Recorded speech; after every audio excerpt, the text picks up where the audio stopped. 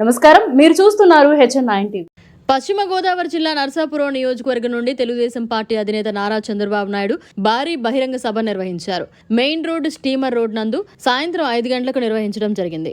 ఈ కార్యక్రమంలో భాగంగా ఇక్కడ తెలుగుదేశం, జనసేన, బీజేపీ కూటమితో నిలబడిన బొమ్మిడి నాయకర్ మరియు తెలుగుదేశం ఇన్ఛార్జ్ అయిన పొత్తూరు రామరాజు, ఎంపీ అభ్యర్థి శ్రీనివాస్ వర్మ, ఆచంట నియోజకవర్గం ఎమ్మెల్యేగా పోటీ చేస్తున్న పితాని సత్యనారాయణ మరియు తెలుగుదేశం అభిమానులు, కార్యకర్తలు, వివిధ పదవుల్లో ఉన్న నాయకులు పెద్ద ఎత్తున పాల్గొన్నారు.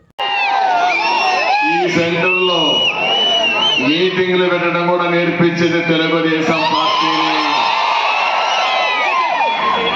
ప్రజాగణానికి వచ్చిన మీ అందరికీ అభినందనలు, ధన్యవాదాలు.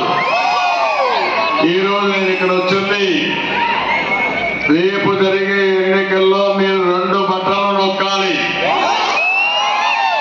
ఒక బటను కమలం పువ్వు పైన నొక్కి శ్రీనివాస్ వర్మ గారిని బీజేపీ అభ్యర్థిని గెలిపించాలి. 2వ బటను పక్కనే ఉన్నారు నాయకర్,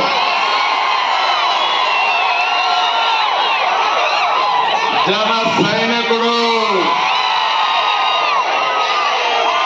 జనసేనాని ప్రతినిధి.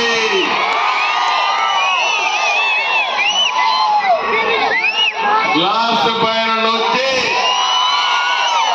నేరుగా గ్లాస్ పోయి జగన్మోహన్ రెడ్డి గుండెల్లో నిలబడాలి.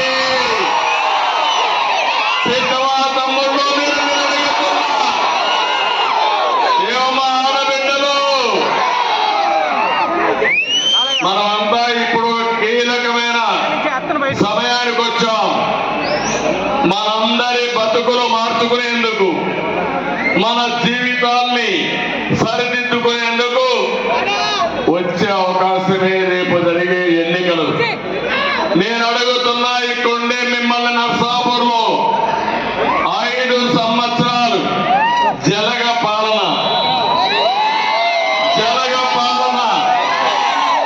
మీ జీవితంలో ఏమైనా మిగిలిందా అని మిమ్మల్ని అడుగుతున్నా. మీరు బాగుందనుకుంటే చెప్పండి, నేను మాట్లాడను, కానీ మీరే నిర్ణయించాల్సిన అవసరం ఉంది. ఏ వర్గమైనా బాగున్నారా తమ్ముళ్ళు అని మిమ్మల్ని అడుగుతున్నా. ఏమమ్మా మీరన్నా బాగున్నారా? అంటే మన జీవితాలన్నీ కూడా ముగ్గైపోయినాయి. ఈ పిల్లల భవిష్యత్తు అంధకారం అయ్యే పరిస్థితి అవునా కాదా అని అడుగుతున్నా. చెప్పుకుంటూ పోతే ఈ రోజు రేపు కూడా చాలని ఇక్కడే.